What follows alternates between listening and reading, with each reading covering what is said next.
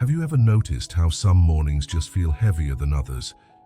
You wake up, stretch, and for a moment you pause, feeling the stiffness in your joints or the tiredness in your muscles. Maybe you glance at the clock and think, where did that energy I used to have go? If you've had mornings like that, know this, you are not alone. It happens to so many of us as we move through our 60s, 70s and beyond. And sometimes we start to believe this is just the way things are meant to be, that slowing down is inevitable. But here's something I want you to hold on to. Slowing down is not your only option. In fact, many older adults today are discovering that with a few simple habits, they can wake up feeling more energized, clearer in mind, lighter in spirit, no matter their age. Over the years, I've had countless conversations with elders from all walks of life, in community centers, in sunny Florida, at farmers markets in the Midwest, even during long chats on front porches in New England. And again, I've heard stories of transformation that began with small, steady changes. That's why I created this video, for you, to remind you that it's never too late to reclaim your vitality. You don't need extreme diets, expensive gym memberships, or fancy gadgets. What you need are simple, sustainable habits that nourish your body, mind, and spirit. Today, we'll explore 6 of these golden habits, practices that have been shown, both through research and through the lives of real people, to help you age not just gracefully but vibrantly. And here's the best part, you can start any of them today. Yes, today. One of these habits even transformed the life of my own grandmother in her late 70s, a story I'll share with you a bit later. So if you're watching this and thinking, maybe it's too late for me, or I'm too set in my ways, I invite you to stay with me. You might just be surprised at what's possible, and if any of these ideas speak to you, if they spark hope or curiosity, I'd love for you to give this video a like or leave a comment. Your story, your voice can inspire others in this community. Together we are vibrant elders, choosing life one beautiful day at a time. All right, let's begin. The first golden habit is one you can embrace right outside your front door: walking.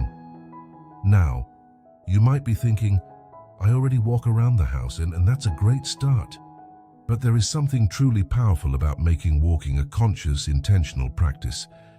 A time to move your body, clear your mind, and connect with the world around you. Let me tell you about Don and Alice, a couple I met in Arizona. They're both in their mid-80s now. About 10 years ago, Don had a minor heart scare. His doctor recommended walking as part of his recovery. At first, he resisted. I'm too old for that kind of thing, he told Alice. But she insisted they try. They started with 5 minutes around the block. Just 5 minutes. At first, Don had to stop and rest. But slowly, day by day, they built up to 10 minutes. Then 15. Now, they walk almost an hour every morning, chatting with neighbors, watching birds, breathing in the desert air. Don told me, I never thought I'd enjoy something so simple so much. Now, if I skip a walk, I feel like something's missing. What happened? His circulation improved, his mood lifted, his balance got better. And perhaps most importantly, he regained confidence in his body. And the science supports this. Regular walking strengthens your heart, improves blood flow, reduces risk of disease, and even boosts brain health. It helps preserve muscle tone and joint flexibility. But walking isn't just about the physical, it's about the emotional and mental nourishment too. I met Ruth, a widow in Oregon. She started walking after her husband passed away as a way to cope with grief. She told me, those walks became my therapy. I'd notice the flowers, hear the birds, and slowly I felt more connected to life again. Whether you walk in nature, around your neighborhood, at the mall, or even inside your house, what matters is that you move and intentionally, mindfully, and don't worry about distance or speed. Start where you are. Even 5 minutes of dedicated walking can make a difference. As you build the habit, you'll likely find that your energy improves, your spirits lift, and your days feel brighter. Now, as we move our bodies, it's just as important to nourish them, which brings us to the second golden habit, eating with intention. I want to tell you about Liam, a retired firefighter in Texas. Like many of us, he loved his comfort foods: fried chicken, biscuits, sweet tea. In his early 70s, he started feeling sluggish. After a routine checkup revealed high blood pressure, his doctor suggested making some dietary changes. Liam didn't want to give up the foods he loved, so he made small adjustments. He started adding more colorful vegetables to every meal. He swapped sweet tea for water infused with lemon and mint.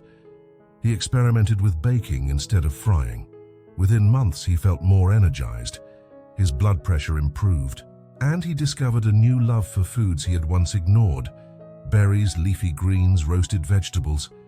Liam's story reminds us that small, consistent changes can transform how we feel. You don't have to follow a rigid diet. Instead, think of each meal as an opportunity to nourish your body. The more color you add to your plate, through fruits, vegetables, whole grains, the more vitamins, minerals, and antioxidants you provide your body. These nutrients help fight inflammation, support your immune system, and protect your brain and heart. And hydration? It's crucial. Many older adults don't feel thirsty as often, but staying hydrated supports every system in your body. But if plain water doesn't appeal to you, try herbal teas, flavored waters, or broths. The beauty of eating with intention is that it's a habit you can build one meal at a time. You don't have to be perfect. Just start adding more nourishing choices to your day and notice how your body responds. Now, while nourishing your body is essential, keeping your mind active is equally vital. And this brings us to our third golden habit. Think of your brain as a garden. The more you tend it, through curiosity, learning, and creativity, the more vibrant it remains. I'll never forget meeting Elena in Portland, Oregon. She's a grandmother of 4 who discovered the joy of crossword puzzles after retiring. At first, she found them challenging, but with practice, she improved. Now she meets weekly with a group at the local library where they solve puzzles together and share stories. Elena says, "It's not about getting every answer right. It's about keeping my mind sharp and having fun with friends." Lifelong learning doesn't have to be formal. It can be reading books, trying a new hobby, playing games, learning a few words in another language, or exploring topics that spark your curiosity. The goal is to engage your brain in new and stimulating ways.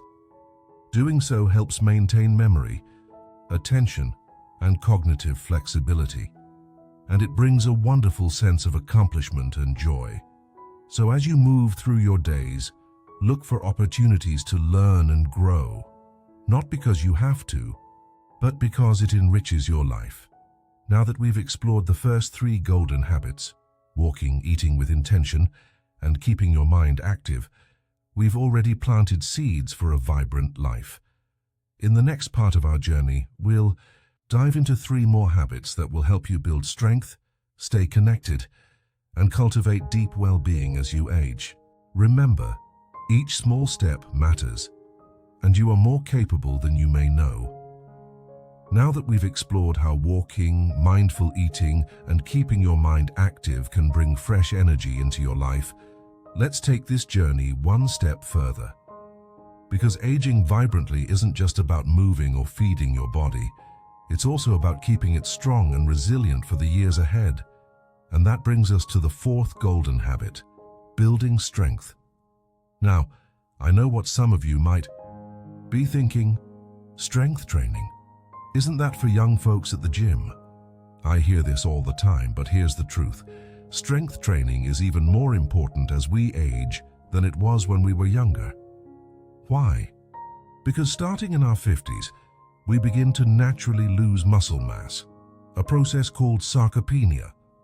By the time we're in our 70s or 80s, Without regular strength training, we can lose up to 50% of our muscle mass. And when that happens, every day, activities become harder. Getting up from a chair, climbing stairs, carrying groceries, or even maintaining good balance. But the good news, you can slow, stop, and even reverse this process, yes, at any age, with gentle, consistent strength training. I met Laura, a retired school teacher in Chicago, who began strength training at age 75. Before starting, she had struggled with knee pain, poor posture, and a fear of falling. Her daughter convinced her to try a program at the local community center designed for seniors. At first, she was hesitant. "I can't lift weights," she told me. But she soon learned that strength training doesn't have to involve heavy barbells or complicated machines. Laura started with bodyweight squats, light dumbbell curls, and simple resistance band exercises. The results? Within a few months, Laura's knee pain reduced. Her posture improved. Most importantly, she regained confidence in her body. One day, she smiled and told me, "I can now walk up the stairs without holding the railing. It makes me feel 10 years younger." That's the power of strength training. And the beauty is it can be done almost anywhere, at home, at a senior center, or even outdoors. Here's a simple starting point. Try doing 5 sit-to-stand movements from a sturdy chair, wall push-ups or leg lifts while holding onto a countertop. Start slow, listen to your body, and gradually increase repetitions. And remember, strength training also benefits your bones. It helps prevent osteoporosis, supports balance, and reduces the risk of falls. It also releases endorphins, those feel-good chemicals that lift your mood and ease stress. Speaking of feeling good, there's another habit that's deeply connected to both physical and emotional well-being: nurturing social connections. If there's one thing that's become clear to me through all my conversations with vibrant elders, it's this. No matter how well we care for our bodies, without connection, life can start to feel empty. American culture often emphasizes independence, and independence is a beautiful thing. But real independence also means knowing when to reach out, when to lean on others, and when to open our hearts to new friendships. Let me tell you about Robert, a retired engineer in Vermont. After losing his wife, he fell into a lonely routine, eating meals alone, drinking coffee alone, watching TV in silence. His daughter noticed and invited him to volunteer at Meals on Wheels. At first, he resisted. "I have nothing left to offer," he said, but eventually he agreed to give it a try. Delivering meals to neighbors transformed his life. Each visit gave him a sense of purpose, a chance to chat on porches, to laugh, and to connect. Over time, Robert made new friends and found a renewed sense of joy. He now leads a small team of volunteers and often jokes, "I found more family in strangers." And the science backs this up. Numerous studies show that maintaining strong social ties can boost longevity, improve mental health, and even enhance physical health. The key is to actively nurture these connections. Call an old friend, join a book club, volunteer in your community. Schedule a weekly video call with family if they live far away. Attend a local church group or gardening club. These small steps matter. They remind us that we are part of something larger, that we are still connected to the beautiful web of life. And remember, it's never too late to build new connections. I've met folks in their 80s and 90s who discovered some of their best friendships later in life, simply because they chose to say yes to opportunities for connection. Now, while we're talking about nurturing ourselves, there's one more habit that's often overlooked. Yet it may be the most powerful of all when it comes to healthy aging: prioritizing restful sleep. Sleep is the body's most natural form of healing and restoration. During sleep, your body repairs muscles, your brain clears toxins, and your immune system strengthens. And yet, many older adults struggle with sleep. You might find that you wake more often during the night, or that your sleep feels lighter than it used to. That's why it's so important to create a simple bedtime ritual to support better rest. I met George, a Vietnam veteran in Los Angeles, who struggled with insomnia and nightmares for years. After trying various medications without much success, George began experimenting with natural strategies. He started turning off screens an hour before bed, dimmed the lights, practiced deep breathing exercises, and enjoyed a warm cup of chamomile tea before lying down. After a few weeks, his sleep improved dramatically. "I feel like I got my life back," he told me. "Good sleep changed everything. My mood, my energy, even my outlook on the day." And George isn't alone. Sleep impacts nearly every aspect of your health, from memory and concentration to heart health and immune function. Poor sleep is linked to increased risk of chronic disease, depression, and cognitive decline. So here are a few simple tips to improve your sleep. Keep your bedroom cool, dark, and quiet. Stick to a regular sleep schedule. Go to bed and wake up at the same time each day. Avoid caffeine or heavy meals late in the evening. Engage in calming activities before bed, reading, listening to soft music, or gentle stretching. And perhaps most importantly, approach sleep with patience and kindness. If your sleep has been disrupted for a long time, it may take time to rebuild healthy patterns. Be gentle with yourself along the way. When you prioritize rest, you're giving your body and mind the deep nourishment they need to thrive, no matter your age. Now, as we reflect on these habits, strength building, nurturing connections, and prioritizing restful sleep, we begin to see how they complement the first three we explored: walking, eating with intention, and keeping the mind active. Together, these 6 golden habits form a beautiful foundation for aging vibrantly. And here's the most important thing to remember: you don't have to implement them all at once. Start with one small change, one gentle habit. From there, let it grow. The journey toward vibrant living is not a race, it's a joyful, lifelong dance. In our final part, we'll bring all of this together, exploring how you can weave these habits into your life in a way that feels natural, meaningful, and sustainable, because your later years are not about decline, they're about rediscovery. And you are capable of more than you know. As we've walked through these 6 golden habits together, moving your body through walking and strength training, nourishing it well, keeping your mind active, nurturing relationships, and prioritizing restful sleep, you might be wondering, how do I bring all of this into my life? Because here's the truth: building a vibrant life in your later years isn't about adding more to your to-do list. It's about weaving these habits into the fabric of your daily life in ways that feel joyful, meaningful, and sustainable for you.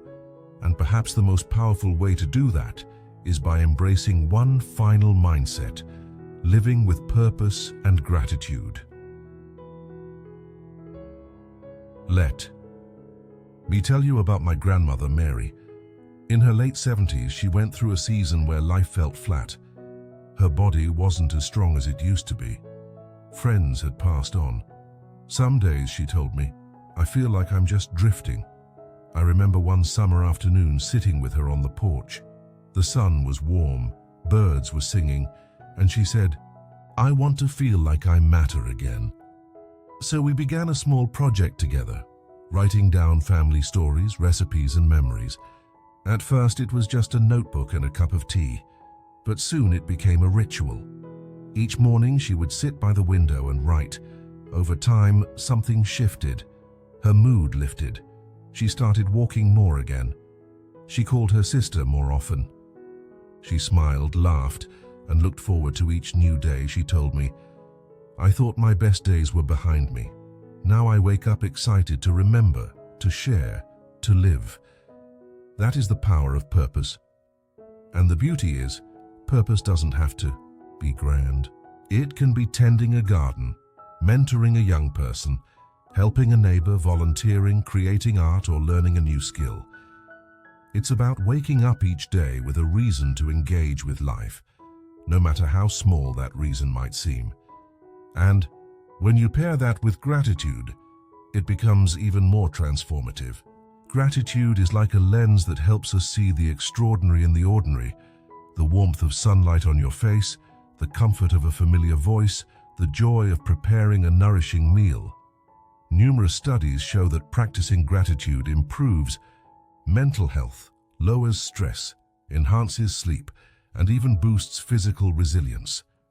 But more than the science, it changes how you experience life. Here's a simple practice you can start today. Keep a small gratitude journal by your bed. Each evening, write down 3 things you are grateful for that day. They don't have to be big. In fact, noticing the small joys can be the most powerful. Or try this. When you speak with a friend or family member, tell them one thing you appreciate about them. You'll brighten their day and strengthen your own heart in the process. When you begin to notice and celebrate the good in your life, you naturally build a mindset of vitality and possibility, which makes embracing the other golden habits even easier, because when you move with purpose, you want to walk more. When you eat with gratitude, nourishing your body feels joyful. When you engage your mind with curiosity, each new experience feels like a gift. Living vibrantly is not about perfection. It's about small, consistent choices that honor the life you've been given. And here's something I want you to hear. It is never too late to begin. I've met people who started walking at 85 and felt stronger at 87 than they had at 75. I've met people in their 90s learning new languages. I've met widows and widowers who built new circles of friends in their later years. You are not too old. You are not too late. You are not finished growing. The years ahead can be some of your richest, most joyful chapters, if you choose to. Live them that way. And that is my invitation to you today. Choose life. Choose vitality. Choose connection, curiosity, movement, nourishment, rest, and gratitude. You don't have to do it all at once. Maybe today you take a short walk. Maybe tonight you write one thing you're grateful for. Maybe tomorrow you call an old friend. Each small step matters. Each choice is a way of saying, I honor this life. I choose to live it fully. And as you do, you'll find that the years don't shrink you. They expand you. They open your heart, deepen your wisdom, and connect you more fully to what matters most. Before we close, I want to say thank you.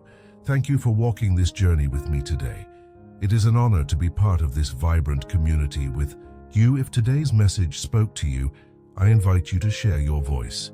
Leave a comment below. Tell us which habit you'd like to focus on this week, or share a story from your own life. Your words might be exactly what someone else needs to hear today. And if you'd like to keep growing with us, please consider liking this video, subscribing to Vibrant Elders, and clicking the notification bell, and so you'll never miss a new conversation about living fully at every age. Remember, aging is not about fading. It is about shining, brighter, deeper, wiser with each passing year. So let's choose to shine together. Until next time, take gentle care of yourself and keep living your most vibrant life.